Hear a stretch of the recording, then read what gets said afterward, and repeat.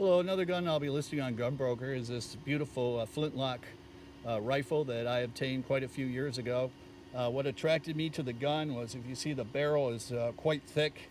This gun has a bore on it of 59 caliber, so it's a real thumper. So I saw it and I had to pick it up, and I picked it up and I noticed, the gun it's heavy. It's a real solid gun, but when I picked it up and held it in the shooting position, I realized how well balanced this gun is and how it really feels really nice up against your shoulder. The stock is actually fairly thin, if you see. And anyways, the gun just felt beautiful, so I had to pick it up. I brought it back home and took it to a friend of mine that is actually a gunsmith, an FFL, and he specializes in restoring antique guns, particularly flintlocks from the Revolution and the Civil War. So he looked the gun over and he was impressed with the workmanship. He said it was a very well-made gun. He said it has never been fired in his estimation. And he also said that he could tell from the hardware. I guess he could look, he goes, this was made by so-and-so, this was made by so-and-so. So he, on the hardware that he looked at, he said this gun was likely made in the 60s. And he said it was definitely made for competition shooting.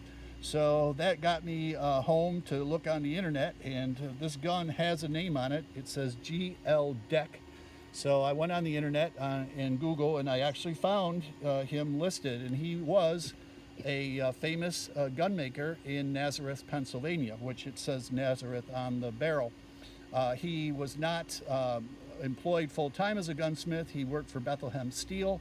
But on his off hours, he was noted for building beautiful guns. He also taught gun making classes, and he was very involved with the Black Powder Shooting Associations, belonging to many and winning many competitions during that period in the Pennsylvania area. So that kind of got me excited about the gun because, as again, my friend said it was very well built. He did say, again, that his estimation it was never fired. But he said it was definitely built for competition shooting, and that's what I feel, because the gun is so well balanced.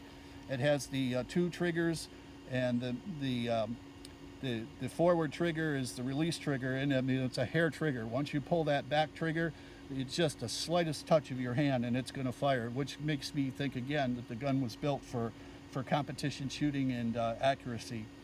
Anyways, the gun itself is in really good shape. There's one little ding here on the right hand side of the stock. There's a couple real minor scratches, two little dings here, but it's a beautiful tiger maple stock. George did a beautiful finish on it.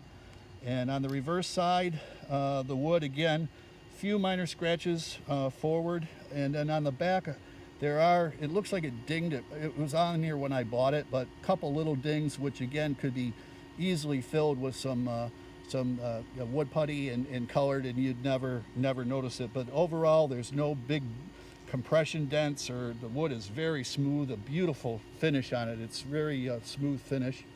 The metal is pretty much perfect. The lock mechanism is clean. It's case hardened. There's no scratches that I can see. The beautifully brown barrel is in basically perfect shape, except for just a little area here. There's not rust, it's just the little bit of the browning got scraped off by something. The inside of the barrel is, again, my friend said it has never been fired. He looked down, he said it's pristine. So the barrel is bright, the rifling is unused. And the mechanics on the gun are, again, very beautiful. That's the half cock, and here again is the back trigger there, and now I just touch and it fires. So again, it's got a beautiful release hair trigger to it, and this gun would be a beautiful competition shooter in black powder. I did not want to fire it because, again, it's so beautiful, and so it's just sat in my closet. I hate to part with it, but I'm going to put a price on it, and if somebody wants to adopt it for that price and use it, I'm willing to part with it. I don't think you'd be disappointed. I think you will love this gun. And again, I don't do competition black powder shooting, so that's another reason, that someone else could probably enjoy it more than me just sitting and looking at it in my gun safe. So if you buy this gun, you will certainly not be disappointed.